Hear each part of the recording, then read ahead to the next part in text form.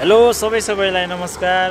आज म के भन्न लागेको भने एउटा मानवता रहेछ हाम्रो नेपालमा, अझै कसै कसैमा होइन, सबैमा नभनौँ, कसै कसैमा रहेछ। आज के भने मेरो यो गाडीमा प्यासेन्जरले मोबाइल छोडेको रहेछ है, यो मोबाइल। अनि प्यासेन्जरले छोडेर प्यासेन्जरले नै भेट्यो के, प्यासेन्जरले नै भेटेर मलाई दाइ हजुरको यहाँ गाडीमा मोबाइल छुट्या रहेछ भनेर यो मोबाइल फिर्ता दियो कि मलाई। फिर्ता दिएपछि यो बहिनीको रहेछ, बहिनी को बहिनी हो थाहा छैन, लिन आउँछु भनेको छ, आउनु भनेको छु। र पनि मलाई चाहिँ यस्तो यो मोबाइल भेटेर दाइ यहाँ मोबाइल छोडेर रहेछ भनेर एउटा भाइले मलाई दिइसकेपछि, भाइ तिमी कहाँबाट चढेको, कहाँ जाने हो, तिम्रो आज भाडा फेरि गर भनेर मैले भाडा फेरि गरिदिएँ कि।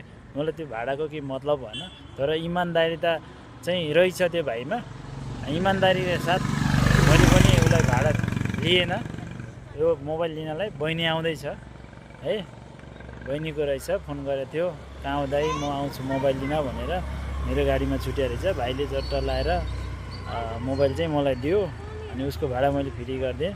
म पनि खुसी, प्यासेन्जर पनि खुसी, मोबाइल पाउने बहिनी पनि खुसी, सबैजना खुसी। यस्तै खुसी हुनुपर्छ है, मानवता हराउनु हुँदैन है हाम्रो।